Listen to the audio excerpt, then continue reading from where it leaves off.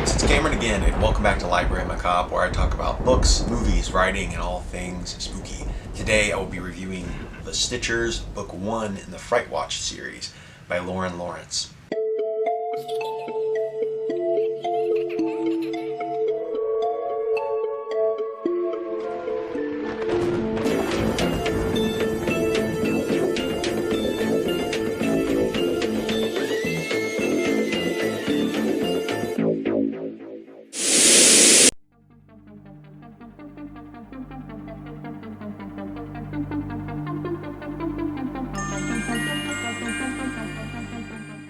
When you live in a neighborhood, you never really know for sure who your neighbors are.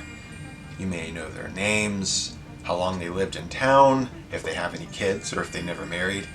But who are these people, really? It's hard to say. For all you know, the old cat lady who lives 2 doors down might use grinded human bones as kitty litter. Probably not, but what the hell do you know, really? Nothing. You know nothing about other people until you see the monster inside. By then, it could be too late.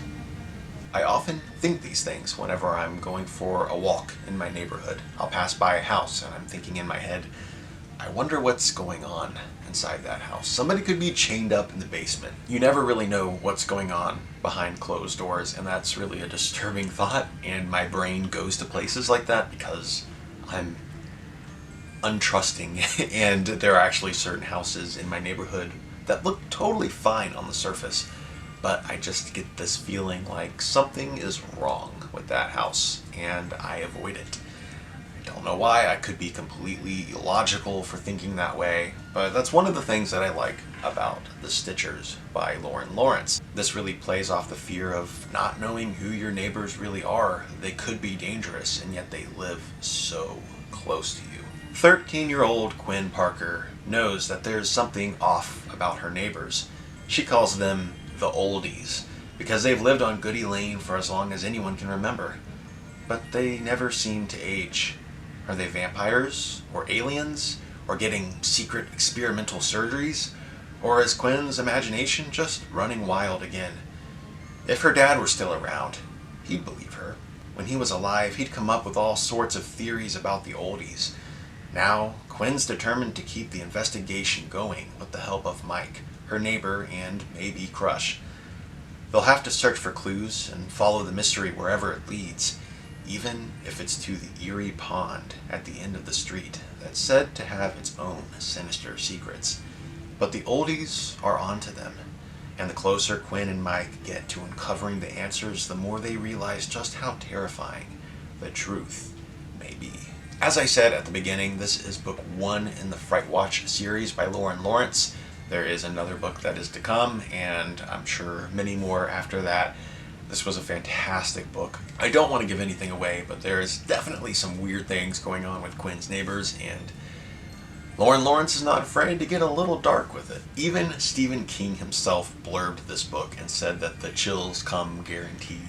And I have to agree with that. There are definitely some moments in this book that gave me the creeps. Now, it is still a middle grade book, so if you get this for your kids, don't think that they're going to have nightmares or end up sleeping with you at night. I don't think it's quite that scary, but it is definitely creepy. Spookiness aside, I really enjoyed Lawrence's writing style. It is smooth and silky, and it just keeps the pace moving along very briskly. It is also told from the perspective of our main character, Quinn, who is 13 years old, so it really does feel like it's being narrated by a mature 13-year-old. There's nothing childish about the narration, but it does feel like you are getting the story told through the lens of a 13-year-old who's been through some stuff. And it's really the relationships that Quinn has made with her mom and her recently deceased dad and her neighbor Mike that is at the heart of this book. There's also her grandma, who I just love. She is into baking and crystals and herbs and all kinds of stuff, so she's really, really cool,